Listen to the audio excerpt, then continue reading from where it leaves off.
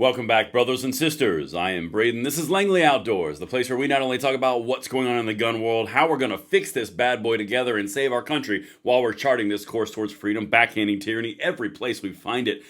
Guys, we're about to walk through on this Monday morning how the gun controllers are so terrified of national reciprocity that's come out of the judiciary and it's going to the general house. They are so terrified. They're just abjectly lying. They're just making up things. You have them on the defensive. Pour on the metal, throttle all the way forward. What I'm about to show you is linked in the description box below.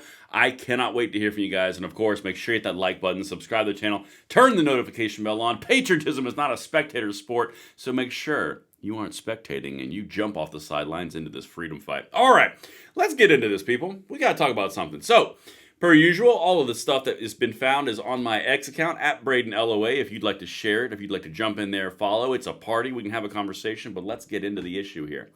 So this is an article from the Fox News-ish digital area. NRA legislative expert says gun rights could see the most monumental win in Congress since 2005. And he has something interesting to say, and I'm going to show you in a second. But let me show you something that Jim Jordan just released yesterday. This is what he said around constitutional carry, which again has left the judiciary and going to the House in general. Watch this. I want to thank the NRA and all the gun owners out there for your work on helping us get this legislation passed. This is critical to protecting Second Amendment rights. If you're a law-abiding citizen who's undergone a background check, done the training, you have a concealed carry permit, you should be able to carry that anywhere in the country because the Constitution applies to the entire nation. And this is critical to protect our rights, our liberties, and to protect people and property so that you can defend yourself, your family, your property with a firearm if needed. But for the great work of all of you, we went and got this done, and we really appreciate that. I mean, I always tell folks, the Second Amendment's right next to the First for a reason. It is darn important, and this legislation makes sure we protect that fundamental liberty we enjoy as American citizens under our Constitution. All right, so I would just like to make a side note and an observation. The NRA seems to be making a push here. They got Jim Jordan to make a little snippet about how the National or Constitutional Concealed Carry Reciprocity Act got out of the judiciary with the vote count of 18-9. So it smoked the Democrats. And it's going to go House, and most likely when it gets voted on, it will also pass the House. However, I want to show you what has the left so infuriated. Again, here's the NRA. When you do what I do long enough, you notice little patterns, and the NRA seems to be making a push on this. Let's jump into why this would be the most comprehensive win in the gun world since the PLCAA, and then I'll show you what the left is saying, and then contradict all their lies. Watch this. Firearm Due Process Protection Act from Whip Emmer and H.R. 38, the concealed carry reciprocity legislation from Chairman Richard Hudson, are both two important pieces of legislation that will further Second Amendment rights of America's law-abiding gun owners. The passage of H.R. 38 and concealed carry reciprocity would be the most monumental win for gun rights in Congress since 2005 with the Protection of Lawful Commerce in Arms Act, which protected America's firearms industry from frivolous lawsuits driven to put them out of business. But the right of self-defense shouldn't end simply because you crossed the state line. The last time H.R. 38 was up for a vote in 2017, when we had nearly a dozen states with constitutional carry. Today, we stand at 29 states that recognize the right of law-abiding citizens to carry a firearm without government permission. So more than half of the country actually has a freer standard than currently written in H.R. 38. Now that's important, and you guys are going to need to remember the number H.R. 38, or the bill number H.R. 38, because that is House Resolution 38, which is the Concealed Carry National Reciprocity. That's a really freaking big one, because as he just said, and this is a very important piece, 29 states have constitutional carry. That's even more free than the actual national reciprocity that they're pushing forward.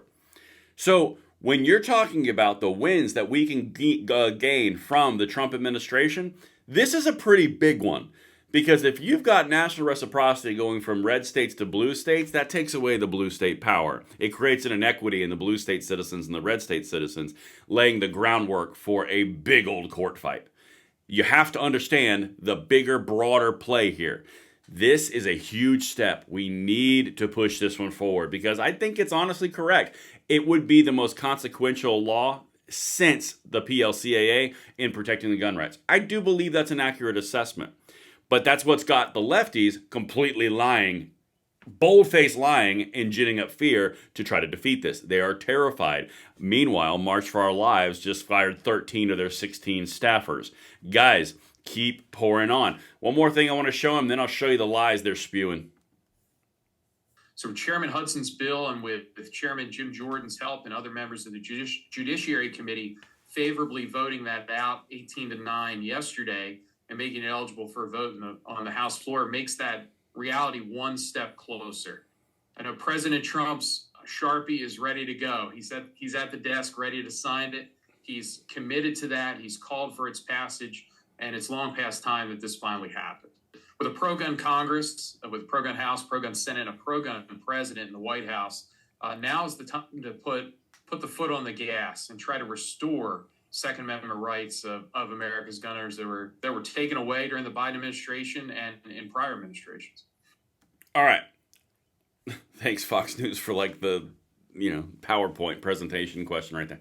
All right, so I want to be extremely blunt with you guys before we go into the lies from Giffords.org. We control the Senate.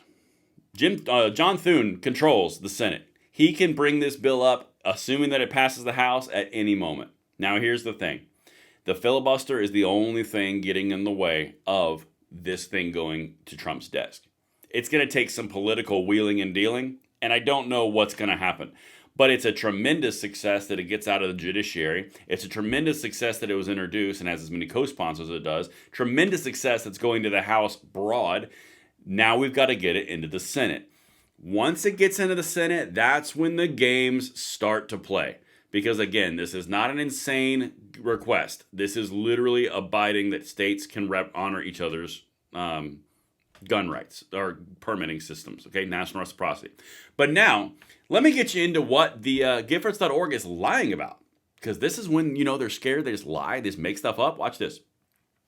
Violent crime rates rose 13 to 15% in states that weakened their standards for concealed carry, and states that ended live fire training requirements by adopting permitless carry laws saw a 32% increase in gun assaults.